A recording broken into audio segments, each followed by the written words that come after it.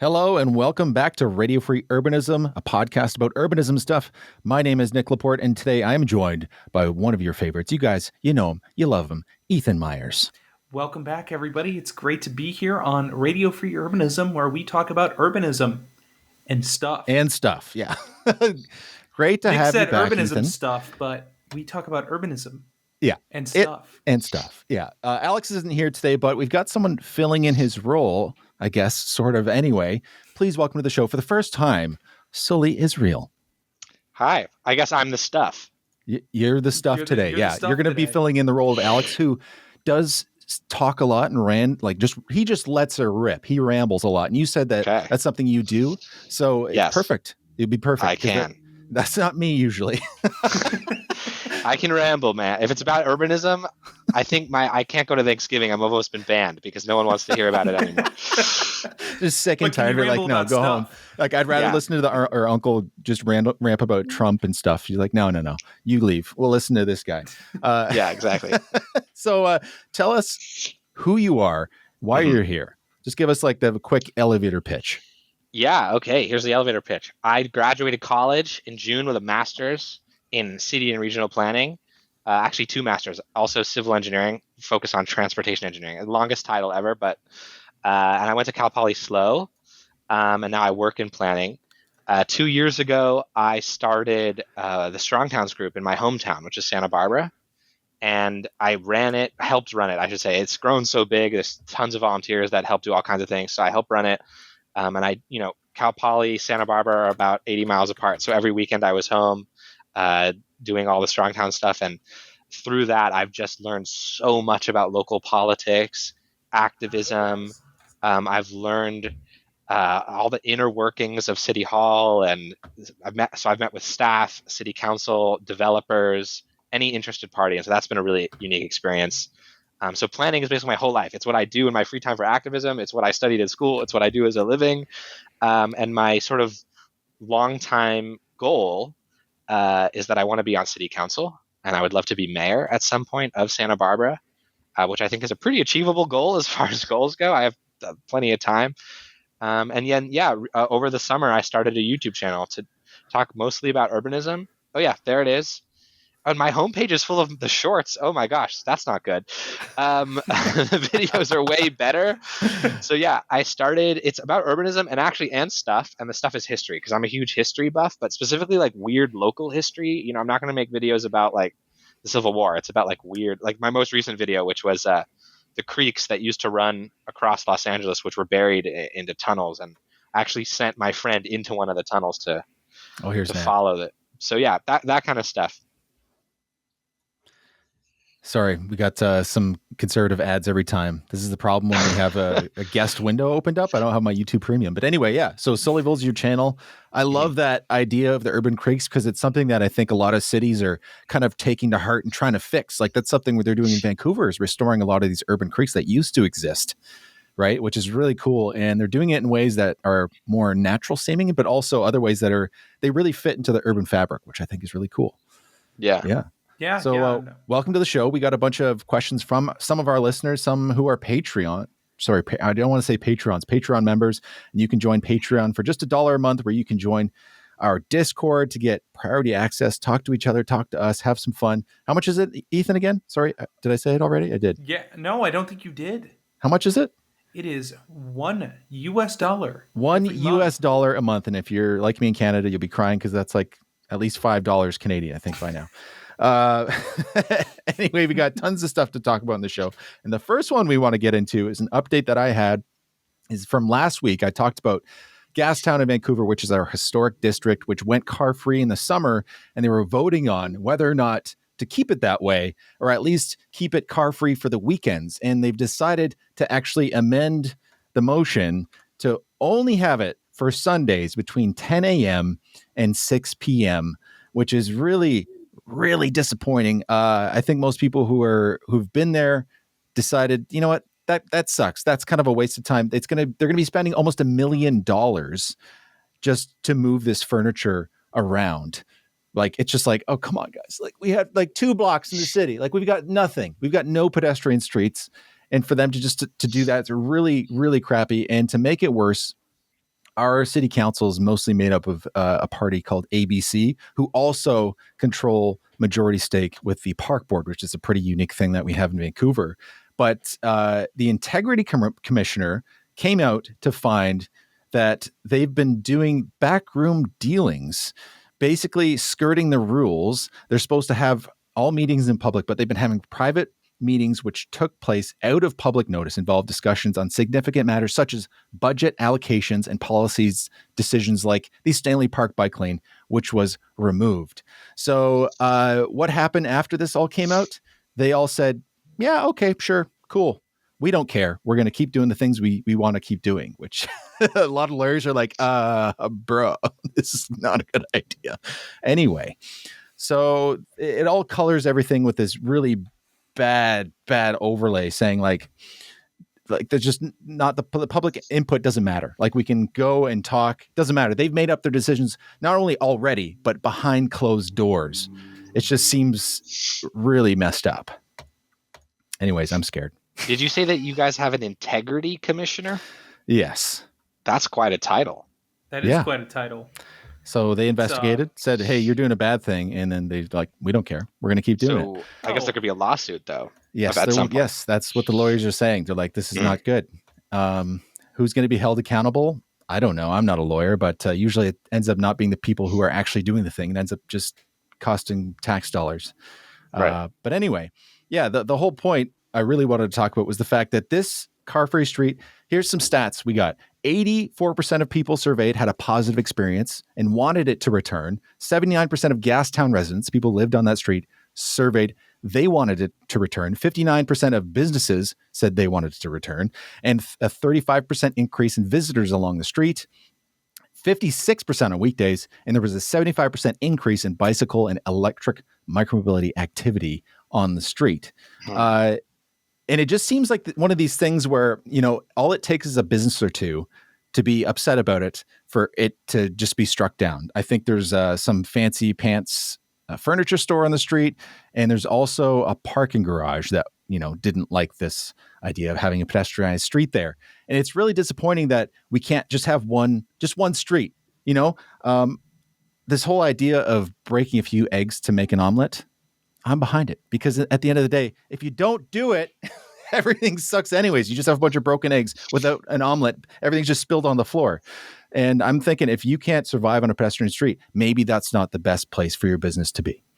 So I'm going to role play as a city councilor for a second, at least what my city council, some of them would say. After you read me those numbers, I'm going to look at you and say, I don't care. Because that's exactly, because we in Santa Barbara, we also have a pedestrianized street. Granted, unlike Vancouver, it's the only really commercial street in the city because it's not a very big town. But it's 9 blocks and it is an absolute pedestrian and cyclist paradise. And we have years worth of the same numbers. It's been closed for 4 years. We can say 200,000 more people a year have visited. There's fewer vacant storefronts. I've seen those numbers. There's more tax revenue being generated.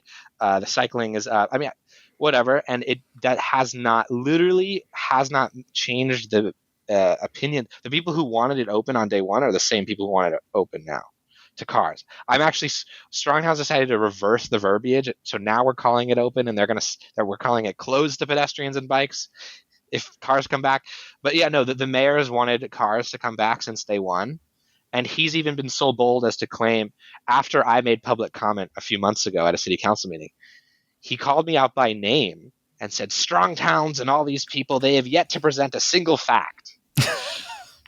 After I had read in my public comment various statistics like you just did. So sometimes I just wonder, what's going on in the minds of these people. But honestly, I mean, they just don't care.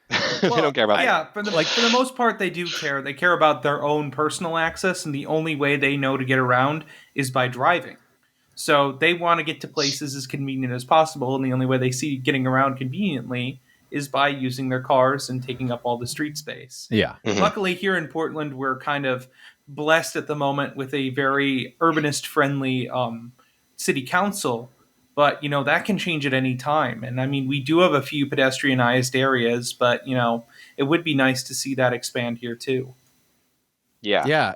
And the whole city council thing, for ones that I've been to or I've watched, it seems like it's just background noise. Anytime somebody speaks, it's just background noise. It's not like you can listen. Like, how can you listen for hours? These things go on for almost 12 hours sometimes. I don't know how you could actually pay attention and absorb a lot of things, but you'd hope that they'd at least absorb something to at least change the way they present the whole situation. Because it just seems disingenuous when you bring all this information forward, all this data, like actual facts about the situation, and then they say something like that, like, oh, you strong towns haven't brought us any facts or information about why this is a good idea. You're like, bro, I just did. What are you I talking actually about? have a picture somewhere of not a city council member, but a commissioner, I think maybe on planning commission, actively reading a newspaper while I'm giving a public comment. Someone took the picture.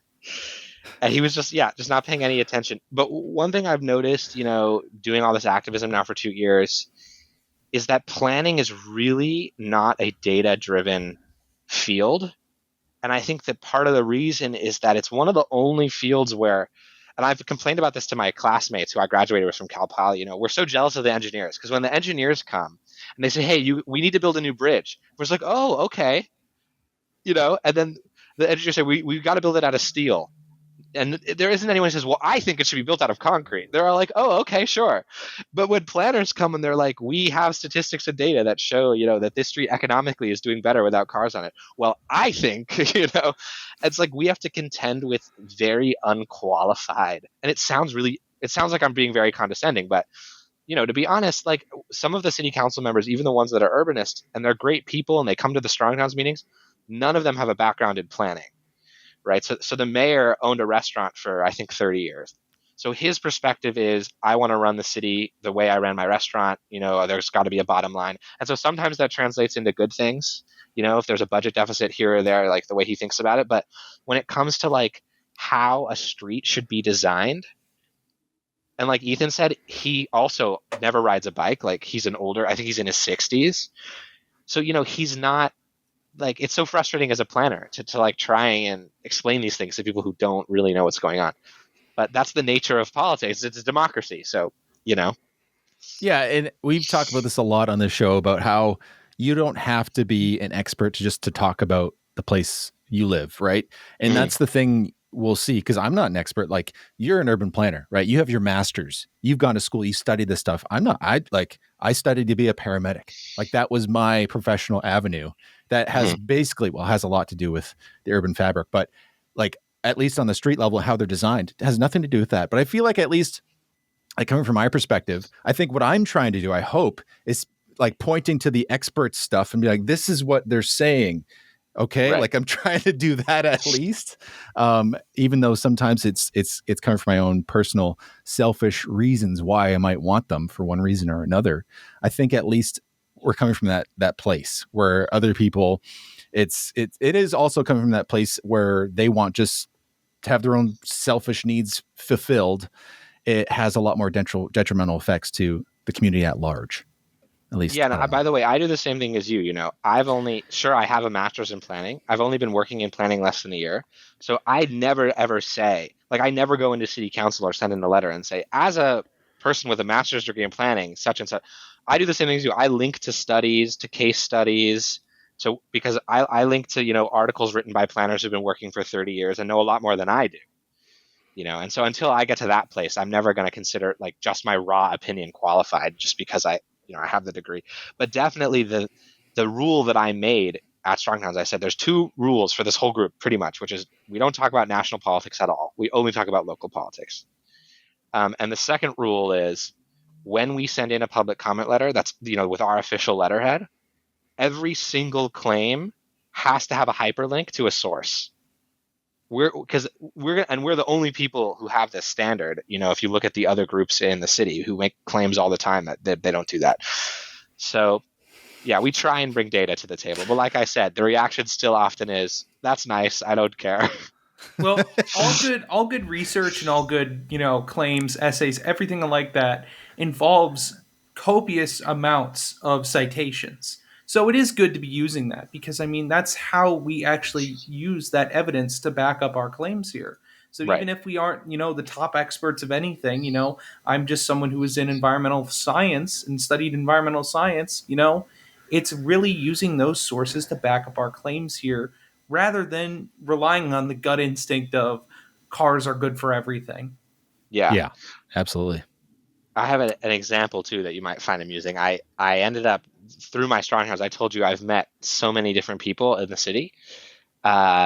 So I had lunch over the summer, I think, with a guy who was on city council in the late 80s, but he's still interested in local stuff, and so he asked me to get together. And we were talking about infill development. And he said, the problem I have with infill is we zoned when I was in council, and in the intervening 30 years, all these apartment buildings were built on this particular street, actually a block from the street that's closed to cars.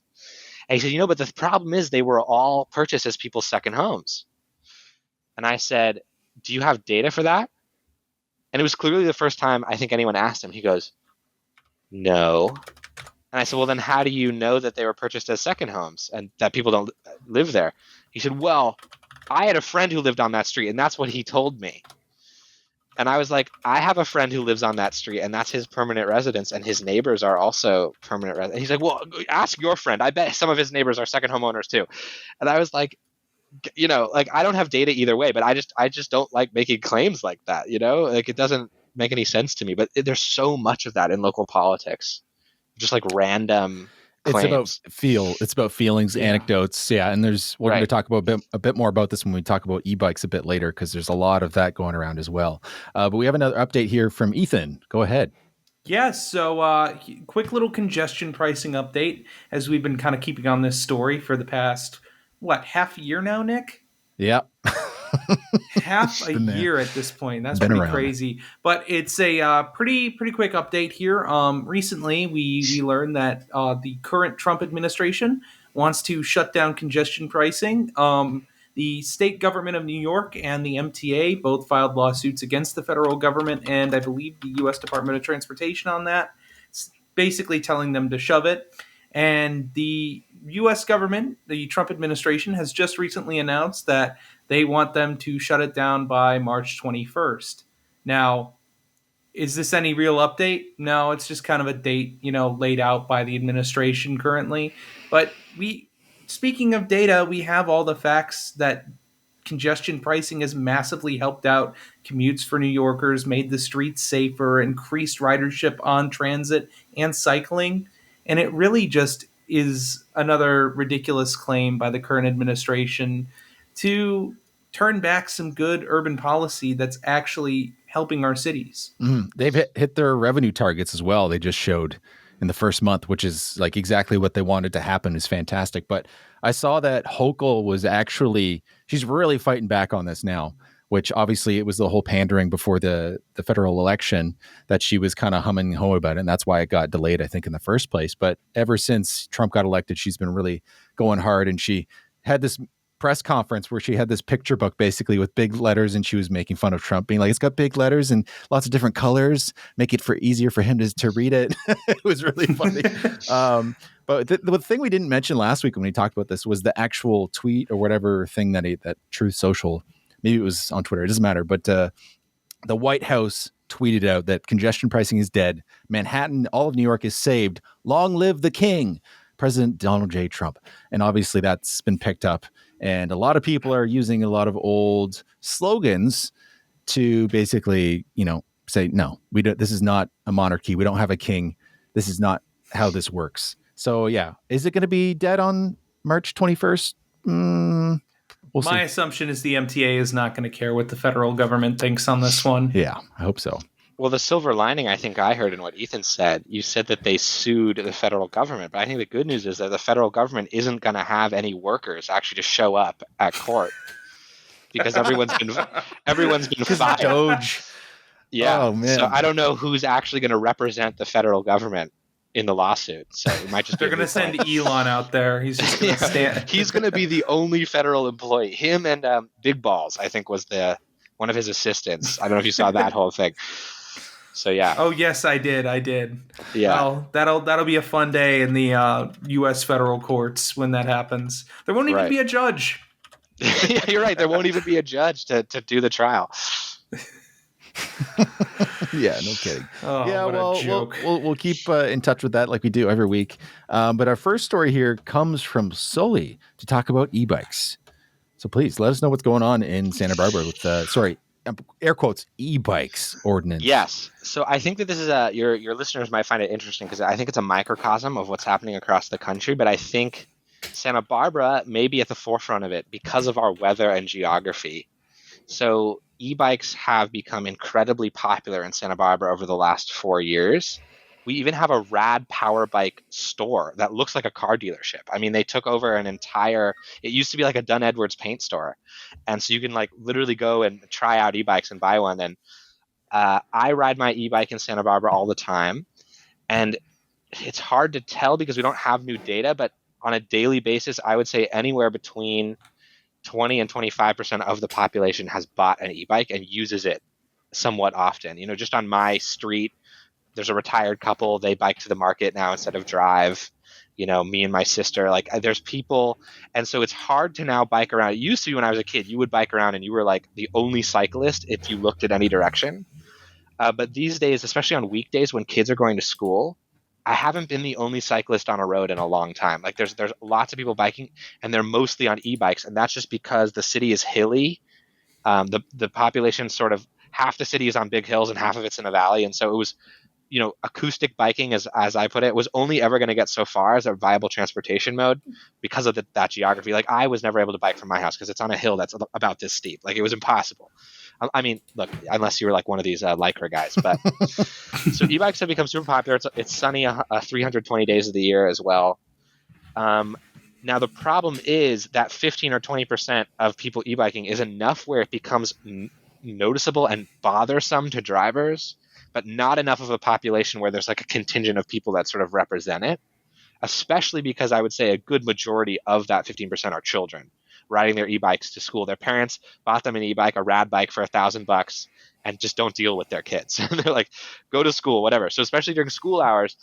And so there's been a lot of bad. So to be perfectly fair, there's been really bad behavior on both sides. You know, there's been drivers in my experience who just don't know how to deal with a cyclist in front of them going 15 and they want to go 25, and so they're going around and it's causing accidents and problems. But at the same time, you know, there are middle schoolers on these expensive e-bikes who do wheelies, who they modify them so that they can go like 35 miles per hour on an e-bike without and not even have to pedal, and they blow through stop signs. And it's like, yeah, there's definitely some bad behavior.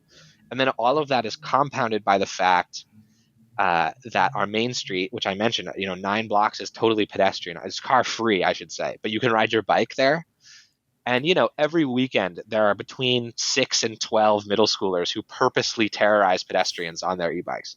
Now, keep in mind that these 6 to 12 middle schoolers are out of a population of a few thousand people e-biking on any given day, but it's enough to cause a problem. It's enough where people like my mom have had an experience where she was almost clipped by one of these kids.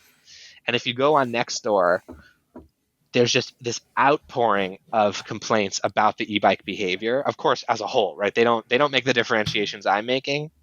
And so city council basically felt the pressure to pass an ordinance controlling e-bike behavior in such a way that the police would actually be able to impound bikes from kids, put them in like a juvenile training course. And then, of course, if you're an adult, just like give you a big fine. And, you know, their reasoning was, look, a lot of these behaviors are already illegal under the California State Vehicle Code. And all we're doing as a city is we're codifying that the state vehicle code, which doesn't include language about class 1, 2, and 3 e-bikes, we're just adding those in and saying we get to enforce it on this stuff too. And they also claimed that because the main street of the city was closed to cars, it was no longer a street and therefore no longer governed by the vehicle code, and therefore they couldn't stop unruly behavior. The problem is, though, if you read this thing, there are a few things that go further than they need to, for sure. So one of them is that cyclists need to ride towards the right of the road whenever there isn't even a bike path, right? They always need to be towards the right, which of course immediately you think of dooring, Yep. and you think of dangerous passing. Well, what's the actual the language on that? Because I've seen it, at least here in BC, it's to the farthest to the right of the road that's practicable, and that is up to interpretation. And for me, that's out of the door zone when I'm riding, you know, on the local street. So it also says practicable, but Yeah. so I got to ask a police officer a bunch of questions about this because I was just appointed to the neighborhood advisory council, and it actually came before us in my first meeting. And he said he said every single thing you're going to ask about this, it's all officer discretion. Yeah. So I think it's luck of the draw because, we have a few dozen officers in the city, and it's like if you get one who's ridden a bike before and they get it, they'll probably not give you a ticket. But if you get some new rookie who's never ridden a bike and he's like, it says you have to ride close to the right, so it's like, and then some of the stuff is actually black and white, and the main one is no more than 2 abreast riding, which means basically no bike buses, right? And the other one is, so it actually said until last night when they had the city council meeting, it said no riding on the sidewalk except where there's a safety risk in the roadway as perceived by the cyclist, which for me is great because that means I can say the safety risk, in my opinion, was that this road has a speed limit of 40 miles per hour and I wanted to be on the sidewalk instead of on the road. So the mayor came out and said, I want this to be black and white. It has to say no riding on the sidewalk, period. Which, if you think about it, even bans like 5-year-olds learning how to ride their bikes on the sidewalk. Like it bans everything, absolutely. And so last night they amended the ordinance because last night was the vote. And it's like, I ride my bike on the sidewalk every day because I have to cross this road that has the speed limit's probably 30, but the roadway speed is 40 on a daily basis. And it only has stoplights every few blocks. And my house is not on one of the cross streets that has a stoplight. So I have to go a block along this road to then cross it. And there's no bike lane. So I don't want to get into 40 mile per hour traffic only to then try and make a left immediately. So I use the sidewalk. And the good thing is I've almost never encountered a pedestrian there because it's suburbia. There's actually very few people walking around. And now I'm going to get fined $100 if I'm ever caught doing that. Yeah, So it's really unfortunate that we're trying to use enforcement as the tool to deal with unruly behavior. And I've seen studies about this where when you start to invest in policing and people's behavior, that problems actually get worse. Crashes get worse, right? Outcomes are worse than if you actually just fix the conditions, right? It's about investing in infrastructure. And a lot of people don't see that because it's not apparent. When you see somebody acting badly, you want them to be punished. And I get that, but it doesn't help the situation. If you're in a situation that encourages you to break the law, you're more likely to break the law, whether or not you're going to be fined afterwards, right? Whether or not you're held accountable. We need to change the conditions. And that's the thing that we're not seeing across the continent. Like New York brought forward an intro, right? Which was to basically require license plates for any type of electric micromobility, no matter how fast it went. But the talk about infrastructure is the one that's not being taken seriously by the people who want to ramp up enforcement, which is the really crappy part. If they actually want to deal with safety issues, that's where the real solution is infrastructure. Yeah. And there's this weird vitriol against I just don't even understand. If you read the comments online, even when kids aren't doing bad behaviors, there's just this anger. Even seeing a cyclist, when I bike home, every so often I'll be honked at by someone. And there's nothing going on. They'll just honk at me because I think there's just this anger that I am a cyclist and I'm on the road. And I totally don't get where that comes from. I don't know what that is.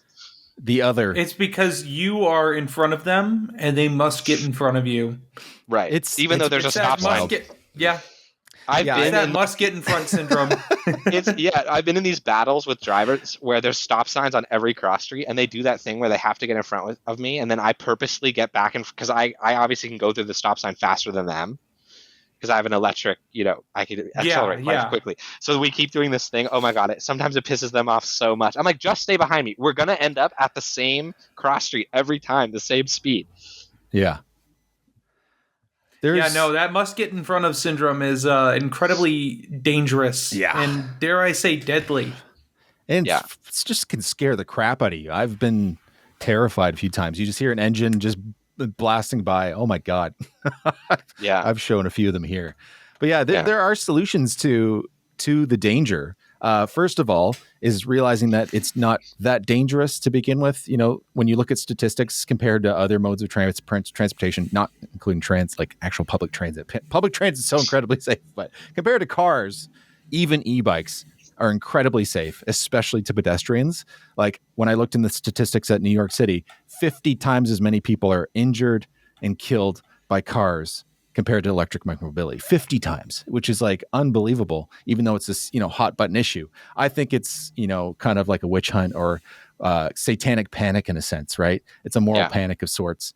But the solutions, they're there, right? And like I said, infrastructure, but also what can be done is some type of regulations, which I think what they do in Europe, I think is reasonable. Like at first I was like, it's kind of annoying, but I think it's reasonable. I think the limit should be 25 kilometers per hour. If you want something more powerful, you need registration. You need to get a small training course or something like that. I think that's reasonable because then it just pushes people towards the reasonable speeds. And I think that's safer, especially for kids. Like kids going on a class 3 e-bike, I don't know if it's a great idea. Yeah, no, I agree.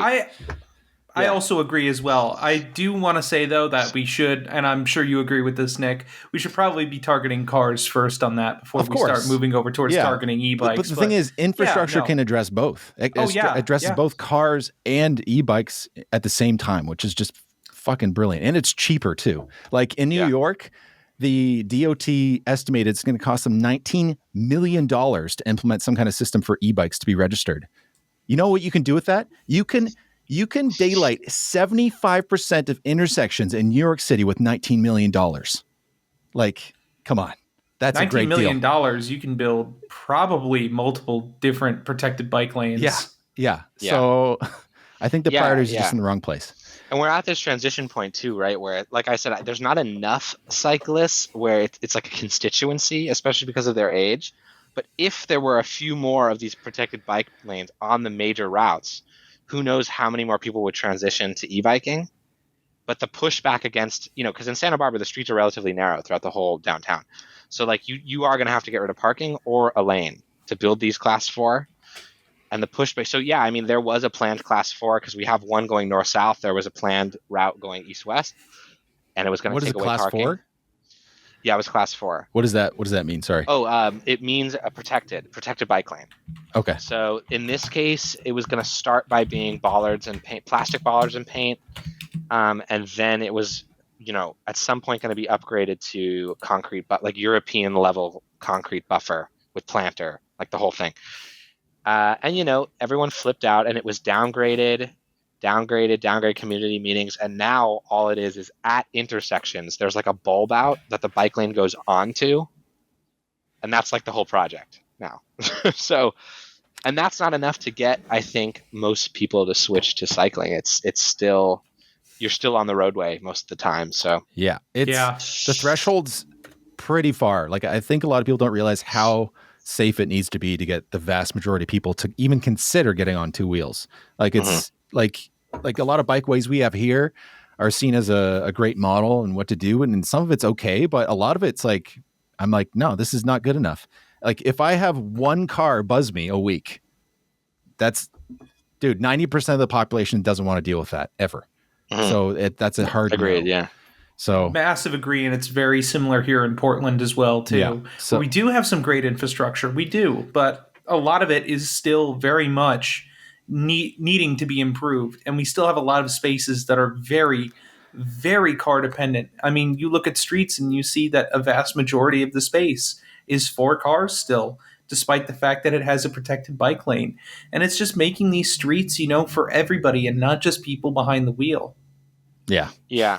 And I think the non-standardization is all, like if there's only one, and I get that because I'm a planner, so I get that you have to apply for a grant in most cases and you get a grant for a specific project. But like if there's only, even if it's a great curb protected class 4 lane, but then all the other lanes are bollard protected and then a lot of the other ones are classed, it's still not, your journey is still probably not directly along that bike path. And it's like, it's going to take a while to do this stuff. And so we should really start doing it now. But actually I had a very interesting, like very technical academic discussion recently with someone about this. So I'm curious to get your guys' take, which was the difference. How important do you think the difference is between bicycle level of stress, which is like this very, there's lots of papers written on it. And it's basically the perceived danger that someone has, which is what you were talking about, versus the actual safety, like the measured safety of a bike lane. And the conversation I was having was, one, are they the same thing? And two, is it misguided to say we need to make people feel safe which is what a lot of the literature says, when instead we should be saying we just need to make the bike lane safe. And is there a difference? And it was a really interesting discussion. That is, yeah. It brings up a lot of thoughts to me, thinking about the way that we design our roadways, right? When it feels safe, it ends up being more dangerous a lot of the times when we're driving, right? Because you end up driving faster or whatever. We just know that's the case. It makes it more dangerous if it feels safe. But I think when it comes to being a vulnerable road user, it's a lot more intuitive in a different sense. Like if it feels safe, it probably is safe, I think, for the most part. At least that's been my experience in the places where I ride. If it turns out to be dangerous or feel dangerous, those are typically the places that actually are, like in a door zone bike lane, for example, or being on the side of a very high-speed highway. Like same thing, gutter bike lane on a 40, 50 mile per hour street. Like that, it doesn't feel safe, and those are the places where people die. So I don't know. Yeah. So that's interesting. It is, because in all the literature and all the even as a planner, and I design bike lanes, we're constantly talking about LTS, level of stress. And it did strike me that in other industries, like in the plane industry, that they don't say we want our planes to feel safe. They want them to. They make them safe. Yeah. And so but at the end of the day, I don't even know how important the argument is, because I was trying to think of what something that feels safe but isn't safe is in the bike world, and I think it actually might be green paint. Might be an example. Oh yeah, where it feels like the bike lane is more marked, but drivers, I don't know. I've seen some data that suggests it doesn't make a difference. Okay, well I've got an example. How about Tom from Shifter had this example where basically if you had a painted bike lane, which might feel safer for a lot of people, is actually less safe than having no lane at all, because drivers actually drive closer to you when you're in a painted lane versus just on an open road. So if we design for real safety, and if we said forget level of stress, which is what this person I was talking to was saying we should do, forget level of stress. I never want to hear this term again. It's smoke and mirrors. Let's just design like what is the safest bike lane, and let's just do that. Would that accomplish the same goal? Because I can't think of a bike lane that, conversely, from what I just said, I can't think of a bike lane that actually is safe that would look unsafe or somehow discourage people from using it. Except there's one instance where I can, which is actually protected intersections. I've shown people protected intersections who are afraid to bike, and they've said to me, that doesn't look safe enough to me. Like, they look at it and they just don't really see a difference because it's not intuitive why it makes it safer, I think. Like a Dutch intersection? Yeah, a Dutch intersection, you could call it a protected intersection. It looks confusing, perhaps. I had this, so when I was in Seattle, I was with Best Side Cycling, Henoch, and we looked at one of those intersections that's like a Dutch intersection that even has like a modal filter down the middle where you can't go straight through in the one direction, east-west. And he said he didn't think it was the best. He thought it was the most overbuilt intersection. He didn't even think that it was safer. Whether like that's just his feeling on it. But yeah, that is interesting. Why people wouldn't think it would feel safe. I don't know. I mean, you could maybe say that maybe a bike lane that's protected with flexi posts wouldn't feel safe, but that's also because they aren't going to stop a car if it goes into your lane. Not as safe as actually. So I had the opposite experience actually, where I had this experience, and actually the head of the bike coalition in Santa Barbara, I was on a panel with her, and she showed up, and her bike helmet was like smashed in. It was crazy, and she was like, "I was just hit by a car." I was like, "Oh my god, where?" She was hit by a car on one of the only class 4 lanes in the city. And it's because it was paint and plastic bollard protected. And someone just randomly decided to stop in the middle of the road and let their kid out of their car door on the passenger side. And so the door just swung open and it swung over the bike lane. It didn't matter that it was separated. And so what's funny is like we spent tons of money, got a state grant. And, when you look up Santa Barbara, it's like one of our keystone projects, and that's the spot that she gets hit by a car. And I also, the only time I've ever had a super, super, super close call was in a class in San Luis Obispo, where it was actually a curb protected Dutch level class 4 lane, which they've built. But see, I noticed the difference between the Netherlands and here is in the Netherlands there's very few driveways. And this class 4 crossed a number of driveways that go into parking lots. And someone in Suburban came out of the parking lot and then had to. The way that the bike lane is that now they have to park themselves across the bike lane in order to look both ways to make a right turn into the roadway. And so they just came shooting out. And I was like, if my brakes weren't really good, like I skidded to a stop and my wheel, like touched their door. It was really scary. I was like, wow, I was almost just in an accident in like the best bike lane in California, like, so it's still not designed perfectly, obviously. No, I think points of conflict's a big problem that a lot of people don't take into consideration. Like there's a really famous bike route here in Vancouver. It's on 10th Avenue. It goes east-west. And one part of it near the hospital and near City Hall is known to have a bike lane on it. Like most of it's just motor filters, right? It's a bike route. And this part of it by the hospital has actual bike lanes on either side of the street. And it's one of the worst places to bike because there's so many points of conflict with driveways along that way, which is, got ambulances coming out, just people driving in, not looking. And that's a big problem. That's not good infrastructure in my opinion, but we should move on because we're 40 minutes in. I can't believe it. We've just been ripping it. It's great. We've been turning and burning this one story. Yeah. I'm going to skip this next. Actually, no, we'll just highlight it real quick and we'll move on. This is in Toronto. So they had a crazy dump of snow a couple weeks ago, absolutely dumped on. It was wild to see. I haven't lived there in so long that I'm like, a lot of snow. What's that like? But basically what's happened is not good because for one reason is that they've basically had really bad clearing of snow on a lot of the bike lanes, not the bike lanes, but sidewalks, which obviously is not a great situation for most people. And what's happened is a lot of this snow has been bunching up onto the side where people are parking and blocking the streetcars. And if you're watching this, you can probably see that the Torontonians took it in their own hands to move this car out of the way of the streetcar.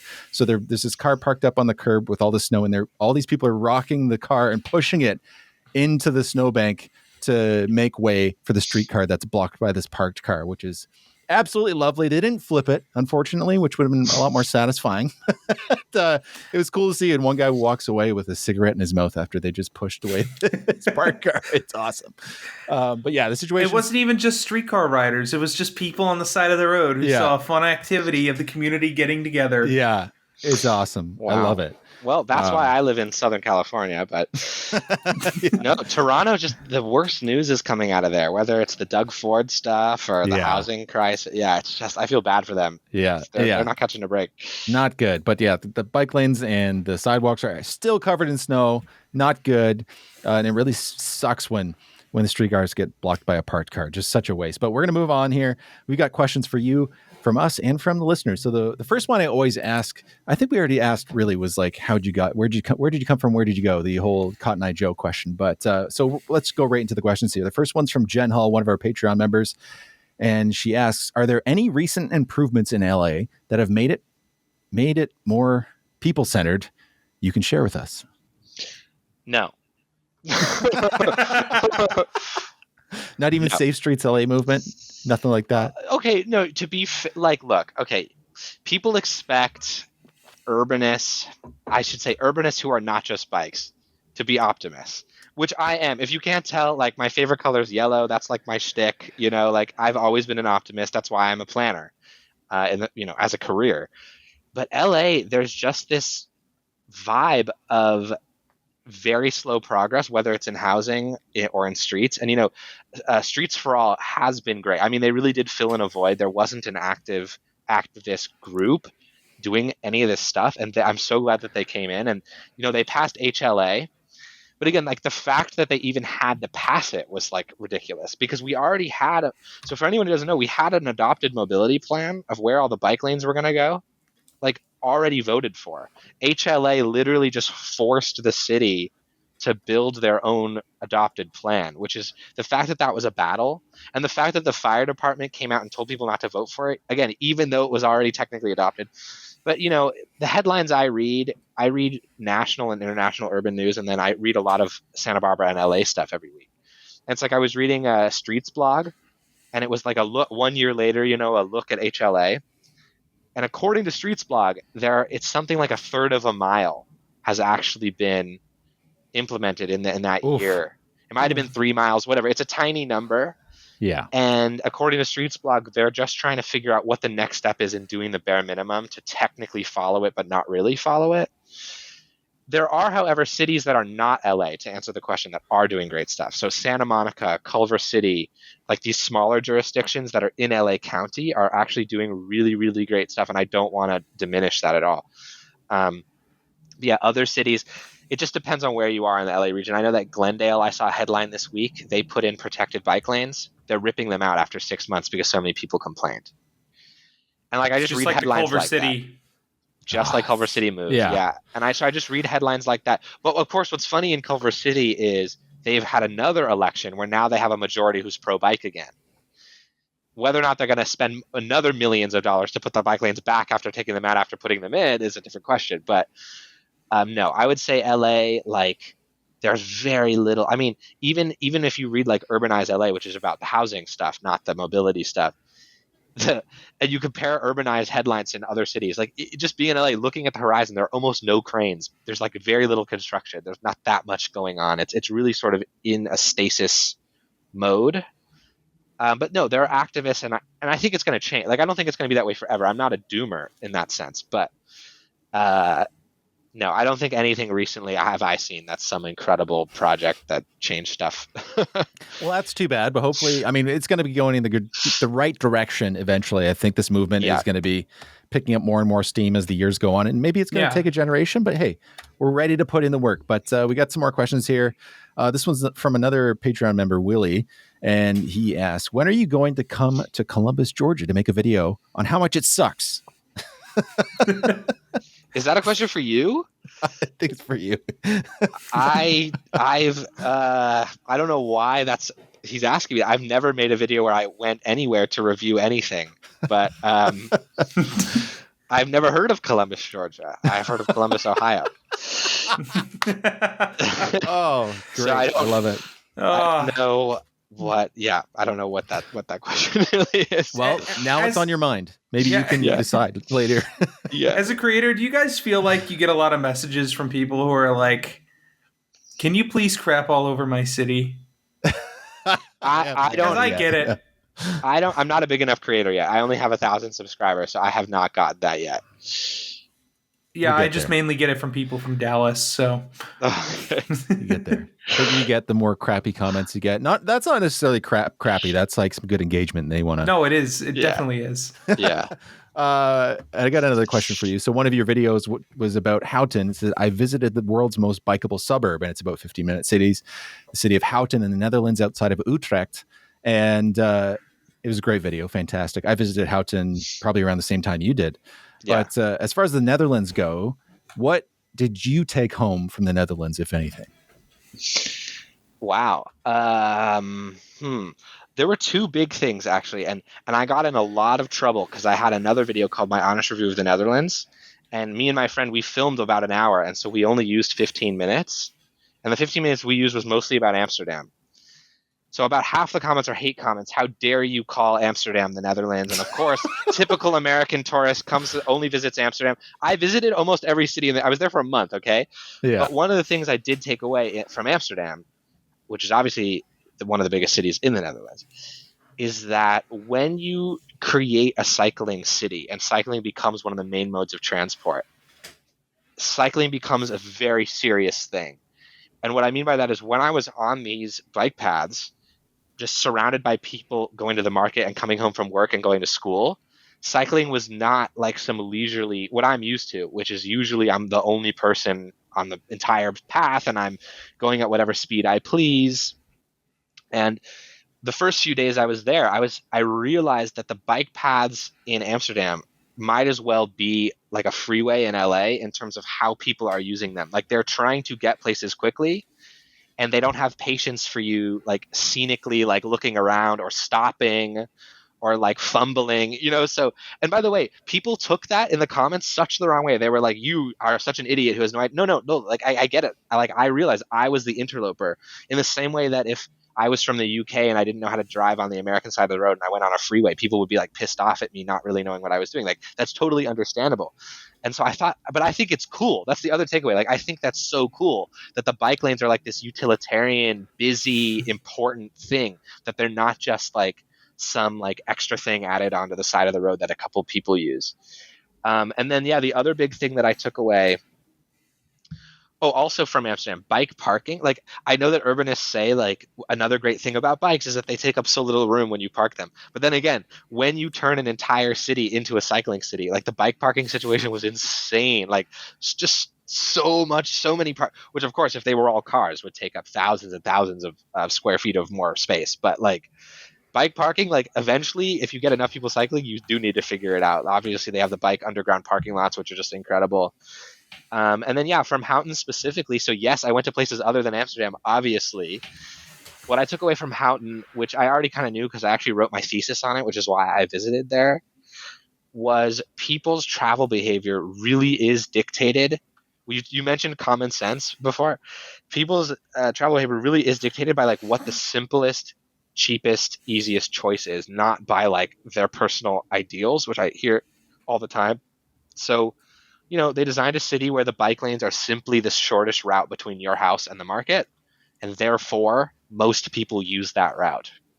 They didn't have to convince people. They didn't have to have, like bike days, like learn how to ride a bike type thing. They didn't have to discourage car use either, right? Like almost every house in Houten has a corresponding parking spot. Some of them have garages. All they had to do was design it in a way that driving is simply the less reasonable choice because it takes twice or three times as long as biking. And it was sort of like, there you go. That you get the behavior that you want. Absolutely. Yeah. Yeah. And I think most people don't care about how they get around. They just want to do the easiest way to get there. Less friction is better. And I find that's what most people think about this. Anytime I don't really talk, like I'm not proselytizing to people I know typically. Like if people ask me about this type of stuff, I kind of say, oh yeah, I do urbanism and micromobility. And then they don't ask anything. I don't tell. Like I don't try to be in people's faces about it because I don't think people care. Most people don't care, right? But if the people who do care and the people who have the power to make the changes do that, then that's where the real change happens. Like the person who's driving their Honda Civic, they don't even know it's a Honda Civic. It's a car that they get into to get to work because it's the easiest way. And if you make that so that your city makes it easy to drive, that's going to be the way people go around. You make it easy to get on transit. Same. Right. And Houghton's fucking it's awesome. Anyway, those like two clips. There's going to be anybody listening to this right now. You probably already seen these. Going to be definitely clips on the social medias. Those are freaking awesome answers to that. Oh, thanks. We've got one more question here, and this is from Jen Halligan. I thought it was fantastic. Do planners talk about strategies for breaking through and getting heard? And have you found anything successful? So people who might not be interested. So when we were talking about the situation in Santa Barbara and them not hearing the facts that you brought forward. So in my experience, and this could be unique to my situation, right? So I don't know if it should be extrapolated, but most council members sort of already have their mind. Like by the time you get to them at public comment in a meeting, they've already made up their mind, like how they're going to vote. And by the way, that's not something I like thought of. I actually had a council member come to my Strong Towns meeting and literally verbatim tell me that. He's like, he told me, I don't think public comment has ever changed my vote. And I don't think it's ever changed any of my co-council people's votes. So I said, well, when is your mind being made up? And he says, like, when, weeks before. He said, if it's not something I've already had an opinion about for years, which a lot of people have these, whether or not it's about urbanism, many politicians just have opinions that they've had for a long time. He said, if it's something new or something I'm willing to change my opinion on, like, you have to catch me right weeks before council when I get the initial packet or when city staff presents to me and I'm just thinking about things. Or he's like, or I come to the Strong Towns meeting and he said, like, you guys have convinced me of a few things because we have like multiple hours to sit and talk and you guys have explained things to me in ways that, so an example was we told him about how we want more people to bike in Santa Barbara. And if you're a driver, you should want more people to bike because that means fewer people driving around on the same roads that you want to drive on, which is a common urbanist talking point that I think I first picked up from Not Just Bikes. And he was like, wow, I've never heard that before. And he's like, I'm going to use that now. I'm going to use that when people talk to me about this stuff. So like that was a thing that we put into his head that I hope that he really does use down the line. And then it can also be like book suggestions, like Happy City was a book we suggested to one council member. And then I don't know if she suggested it to another one, but he announced at a recent council meeting that he was reading it. So like, and I hope a book like Happy City, it's so well written, so well researched. I hope that changes his mind. But then again, Like, I've suggested books. I've sent council people YouTube. I've sent them your YouTube videos, actually. I highly, highly doubt that they click on them and watch them. Yeah. Like, that's just the honest truth. But if they do, like, then I think that has a potential to change their mind. Like a 10-minute video. Yeah. And having it just jammed filled with carrots. And that's one of the carrots, right? Saying like, this can free up traffic. This can make your commute better is something that I think I try to come from that position of saying, hey, these are all the bottom up things that are going to make your life better. If not only you switch to this, but if other people switch to this, which I think is something that can be really powerful. Sorry, were you going to say something, Ethan? No, I didn't have anything to say, but I do agree that we do have the power to influence, our city council members. It takes time, like maybe one video might not change their mind, but it's really opening them up to the ideas as well too. And also having that cascading effect too, you influence one person with, the ideas of urbanism and good city planning, and it just cascades down with better voting. Yeah. It's also strength in numbers. Because I've been making public comments since I was 17, and a city council member never asked to meet with me, never responded personally to any of my emails, even in a small city. Started Strong Towns, and for anyone who wants to start a Strong Towns group or go to one, this is how amazing it is.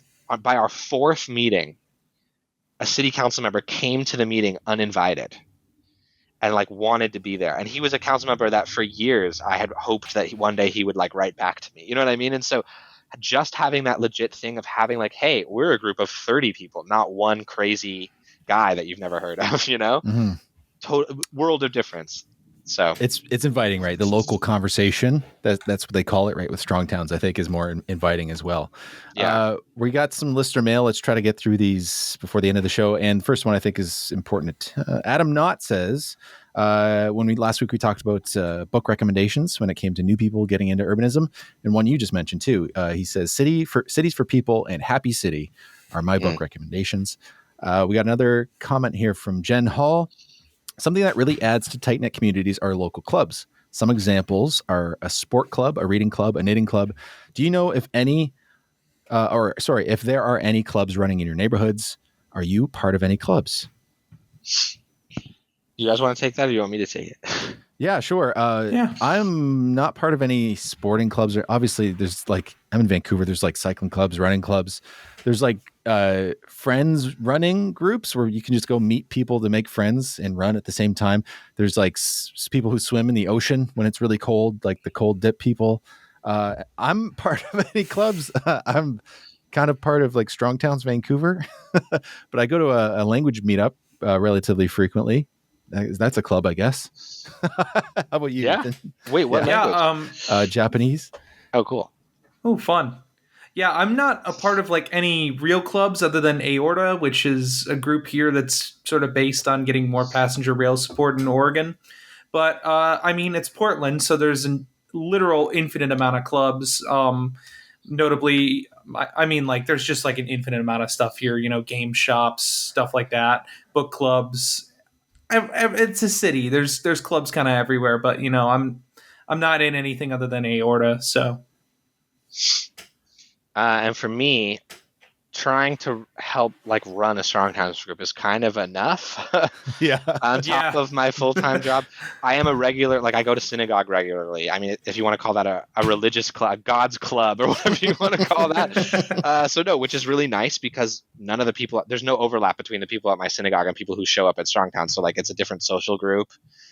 And then actually I stumbled upon a club. It's a cute story. Maybe we can end out because I know it's been an hour, but I went to a different neighborhood other than mine in Santa Barbara called the Riviera, which is on this hillside overlooking the town. I was walking around on a Friday, and I came to this like little, it wasn't like a cul-de-sac. It was like a turnaround almost, but all the streets there are really, really old. They were laid out in 1917, and so they all are made of stone. It's very cool.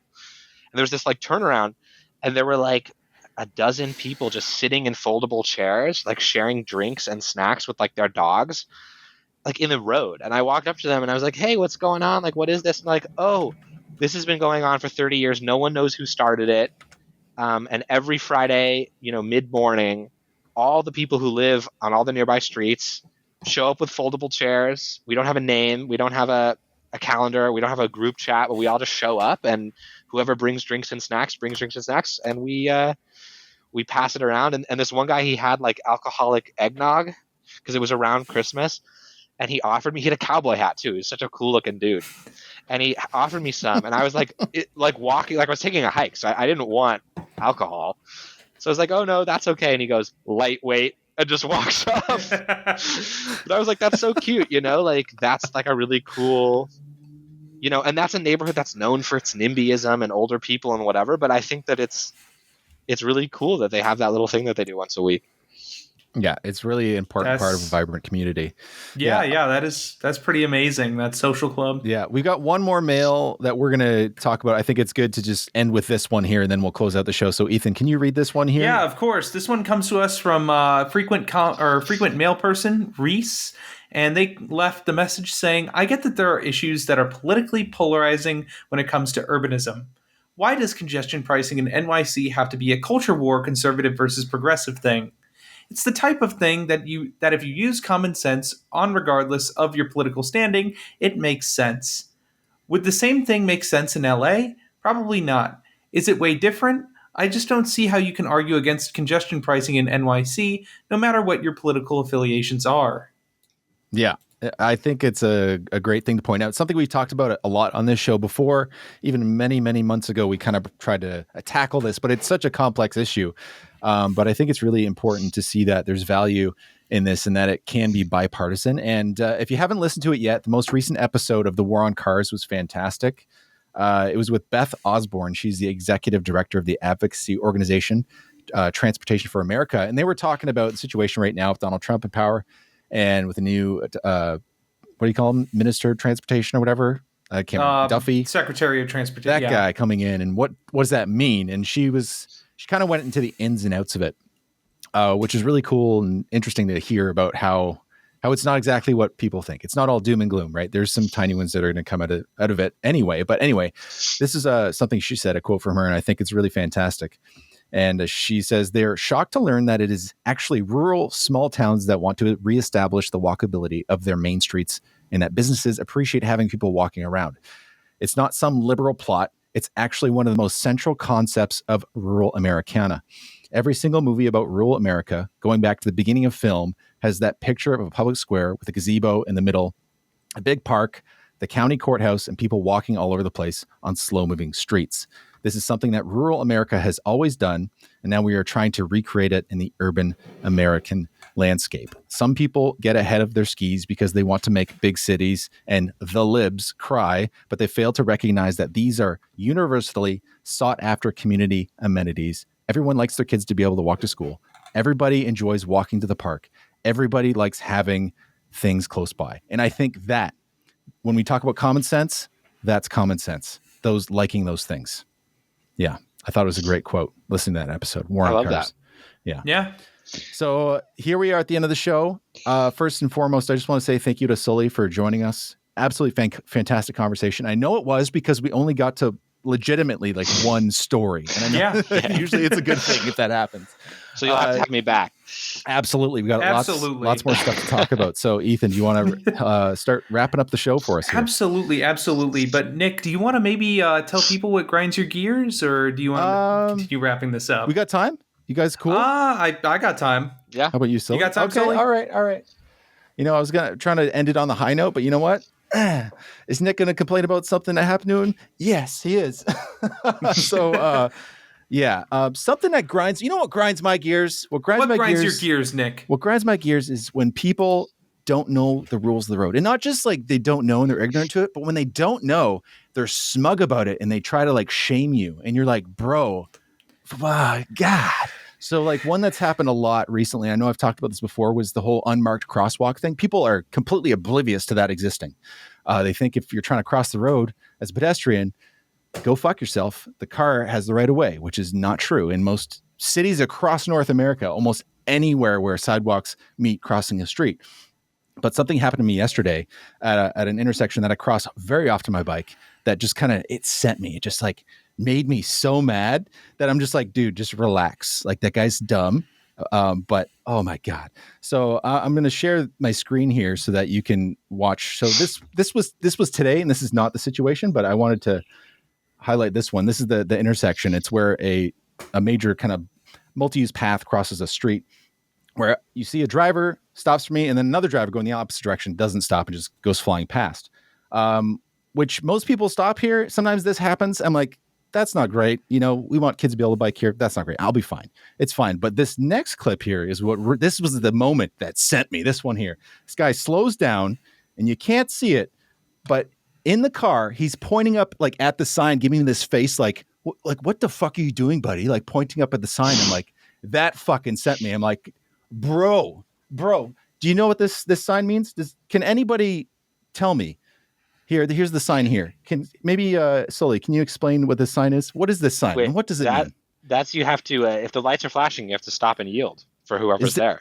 Is that right? Is that right? It's a sign. Is that what that means? A sign of a pedestrian and a bike and the zebra crossing marks on this sign. And as you can see, if you look, there's a zebra crossing and elephant's feet across this street. And generally, that's what that means. I'm just like so annoyed when people are like smug about it, being like, bro, what are you doing? Oh, fuck. Sorry. Yeah. Anyway. Yeah. And by the way, that's the voice that people use to talk to cyclists when they're driving. That is the voice. Yeah. No, that is the voice. Bro. Yeah. That reminds me of another situation that I was in. And it involves me trying to cross a two-way street. I unfortunately don't have a model here, but it's just a simple two-way street. I had just gotten off the bus, and I was just trying to cross in front of it. And what happened was the bus driver waved me across the street because they're protecting the intersection. They're telling me to go because obviously there's no one else coming the other way. So I see the bus driver. I thank him. I keep walking. And all of a sudden, I see someone pulling around the divided curb, the divided, two-way street onto the other side of traffic going, and they almost run me over. Oh. And so I yelled at them all the expletives, telling them that asking what was wrong with them, in a very polite and kind manner. And they started yelling back, thinking that the bus driver was waving them on. But, that doesn't give you the excuse to, cross into oncoming traffic to pass a stopped bus. I'm sorry. Just not legal. Yeah. So what can we do to fix this? Obviously, it always comes back to the same thing. It's infrastructure. Infrastructure, I feel like, can solve so many of these issues. Like, for example, the one I brought up, raised crossings. Raised continuous crossings are a big one, just to even just slow cars down. It's not education. I'm glad you didn't say that. No. No, it's education. We can teach these people to do better. No. No, it's not how it goes. Anyway, if that's it, let's close up the show here. This has been all right. Let's show. Close up the show, folks. Thank you so much for tuning in. I want to thank everybody that I've seen today in live chat, including Austin and Jen Hall. Today, thank you so much for tuning in live chat. And if you want to become a member of that live chat or discuss with us on Discord or even get early access to the show, you can join us over on Patreon for just $1 a month, $1 US. So if you want to help support the show, you can go ahead and do that and get early access to the show and a whole bunch of other benefits. Thank you so much for tuning in today. I want to once again thank Sully for joining us today as well. Sully, if you want to shout out any social media you have, now is the perfect time to do so. Okay. Well, my channel's Sullyville. My Instagram is Sullyville. My Blue Sky is Sullyville. And on TikTok, I don't know what happened, but it exists, but it's there. But no one ever looks at it. But you can if you want to. Great to hear. I'll look at it. Yeah. I'll look at it. Now, Nick, where can the good people find you? You can find me on Instagram, YouTube, and Blue Sky at Nick Vidor. My name is Nick Laporte, and I'm going to hand it right back to Ethan Myers. Folks, you can find me over on Climate and Transit on all social media platforms. Thank you so much for tuning into this week's episode of Radio Free Urbanism. And as always, train good, car bad. Two wheels good.